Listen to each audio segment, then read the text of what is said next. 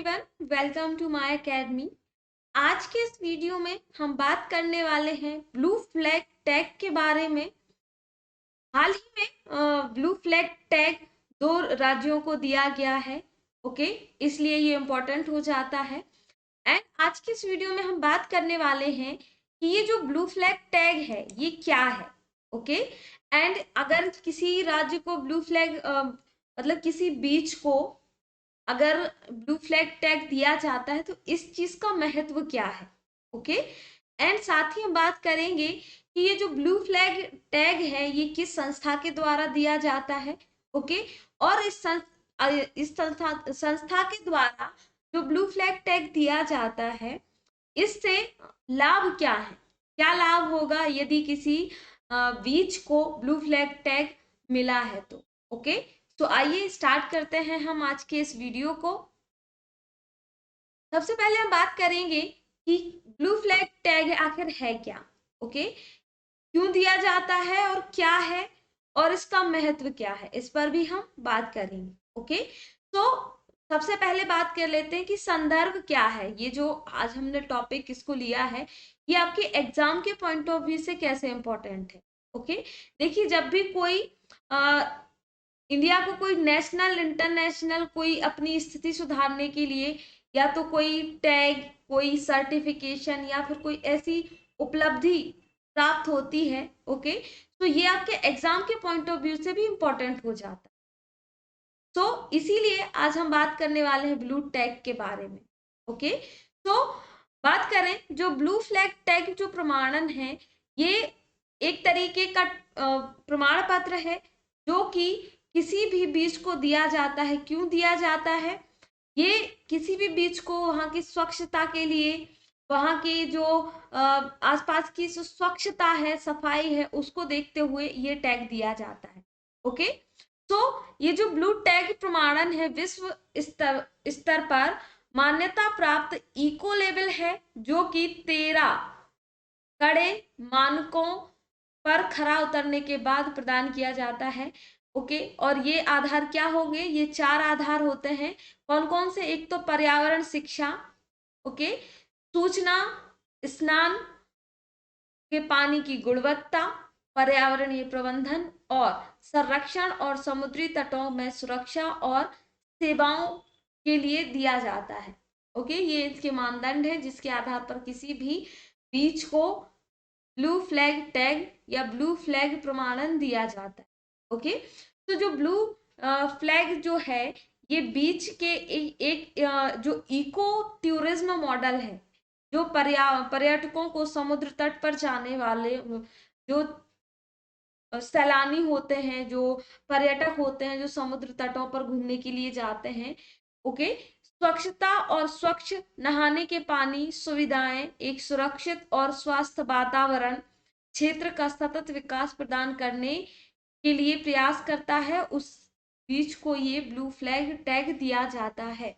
Okay, तो अगर हम बात करें तो इसकी सिफारिशें प्रख्यात पर्यावरणविदों और वैज्ञानिकों से बनी एक स्वतंत्र राष्ट्रीय जूरी के द्वारा किया जाता है, जो कि इस चीज को जो ऊपर हमने देखे कि ये कुछ मानदंड है, इन मानदंडों पर जब कोई भी बीच खरा उतरता है तो उस बीच को ब्लू फ्लैग टैग दे दिया जाता है। ओके, चलिए हाल ही में अगर हम बात करें जो आपके एग्जाम की पॉइंट ऑफ व्यू से बहुत ज्यादा इंपॉर्टेंट है, हाल ही में 2 राज्यों के बीच को ब्लू फ्लैग टैग दिया गया है। एक तो है तमिलनाडु का कोवलम और दूसरा है पुदुचेरी का ईडन। ओके, तो इन दोनों को अभी हाल ही में 2021 में ब्लू फ्लैग टैग दिया गया है। एंड लास्ट टाइम में 2 बीचेस को 2020 में दिया गया था टैग, जो कि राधानगर, ओके, और कर्नाटक का जो पुदुबिंदी है, इनको 2020 में टैग दिया गया था। और पिछले साल भी मिला था हमें ब्लू फ्लैग टैग, और इस साल भी हमने 2 बीचेस के लिए ब्लू टैग हासिल करने में सफलता प्राप्त की। ओके, तो यदि आपसे पूछा जाए एग्जाम में कि भारत में कितने ब्लू फ्लैग टैग, कितने बीचों के पास ब्लू फ्लैग टैग है, तो आपको पता होना चाहिए कि टोटल संख्या कितनी है, ये 10 है। ओके, और हाल ही में किसको दिया गया है, तमिलनाडु का कोवलम और पुदुचेरी का ईडन, याद रखेंगे आप लोग। साथ ही आपको ये भी याद हो सकता है कि आपसे पूछ लिया जाए कि शिवराजपुर जो है, शिवराजपुर कहाँ पर है, गुजरात में है। हो सकता है आपसे वो जो आजकल फॉलोइंग जो दे दिया जाता है ना, क्या मैच द फॉलोइंग करके, आजकल जो क्वेश्चन का जो एक पैटर्न आजकल चेंज हुआ है, उसके अकॉर्डिंग भी आपसे पूछा जा सकता है कि कुछ नाम दे देंगे, कुछ राज्यों के नाम दे देंगे और उससे आपको मैच करना होगा, या फिर आपसे डिस मैच भी पूछ सकते हैं। ओके, तो ये जो 10 नाम है इतने भी भारी नहीं है। ओके, इतने भी कठिन नहीं है कि हम 10 नाम भी याद ना कर सकें, तो प्लीज इसको एक बार याद जरूर कर लें। चलिए, अब हम बात करते हैं कि कौन सी संस्था के द्वारा ये प्रमाण पत्र दिया जाता है। ठीक है, तो ये जो संस्था है, ये संस्था है the foundation for environment education, जिसको कहा जाता है FEE, एफ FEE, इसको कहा जाता है foundation for environment and education. Okay, ये जो संस्था है, अगर इसकी संस्था की स्थापना की हम बात करें, ये जो संस्था है ये 1855 में फ्रांस में स्थापित हुई। कब, 1985 में ये स्थापित हुई, कहाँ पर, फ्रांस में स्थापित की गई थी। तो आपको एक तरीके से इसका अंदाजा आपको हो जाना चाहिए कि ये जो संस्था है, environment education foundation for environment and education जो संस्था है, जिसके द्वारा ब्लू फ्लैग टैग दिया जाता है। ओके, जिसके द्वारा ब्लू फ्लैग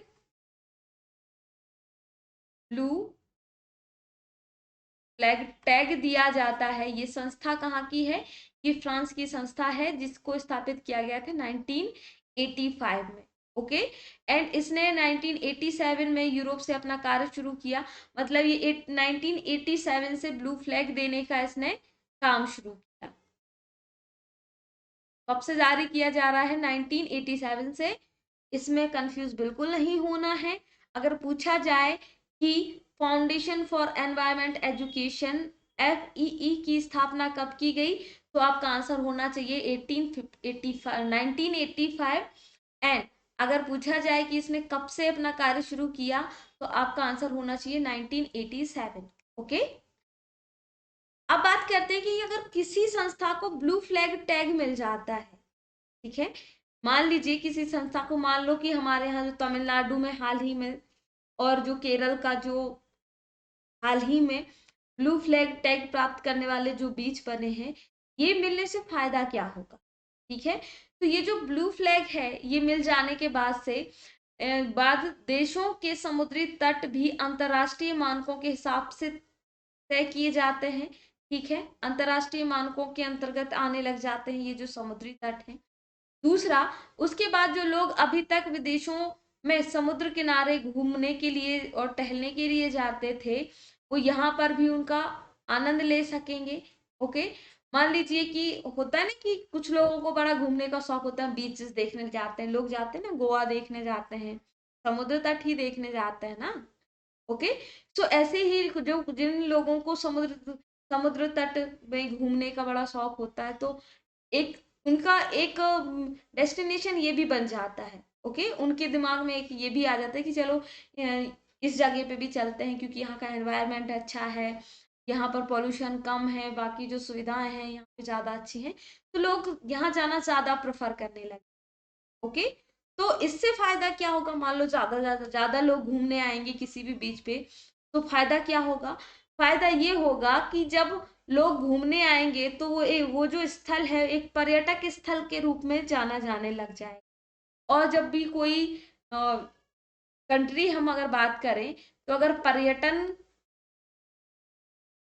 पर्यटन के लिए यदि विकसित होती है, या पर्यटन के रूप में कुछ ज्यादा ही फेमस हो जाती है या पसंद की जाती है, तो सबसे ज्यादा फायदा होता है हमारी इकोनॉमी।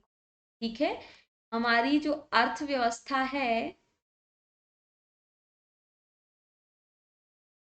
ठीक है, अर्थव्यवस्था में इजाफा होता है, क्योंकि ज्यादा से ज्यादा लोग आएंगे, ज्यादा से ज्यादा लोग घूमने आएंगे तो हमारे यहाँ की चीजें भी देखेंगे, हमारे और भी जो आसपास की चीजें हैं वस्तुओं को खरीदेंगे, आसपास के जो स्थल हैं उनको भी देखेंगे। तो कहीं ना कहीं ये इकोनॉमिक की भी हमारे लिए बहुत ज्यादा बेनिफिट हो जाता है। ओके, तो इस चीज को याद रखें कि कौन देता है प्रमाणन, ये याद रखें। और हाल ही में जो प्रमाण पत्र, जो प्रमाण दिया गया है, ओके, हमारे दो बीचेस को 2021 में, और 20 के भी आप लोग याद रखें, ठीक है। तो ये सारी चीजें आपको याद रखनी। आज के लिए बस इतना ही, मिलते हैं हम अपने नेक्स्ट वीडियो में। तब तक के लिए bye bye and have a nice time. हाँ, और एक बात, हमारे चैनल को सब्सक्राइब करना ना भूलें, और ज्यादा से ज्यादा अपने दोस्तों के साथ शेयर भी करें। ओके, तो अब आज के लिए इतना ही, मिलते हैं नेक्स्ट वीडियो में। तब तक के लिए bye bye and have a nice time.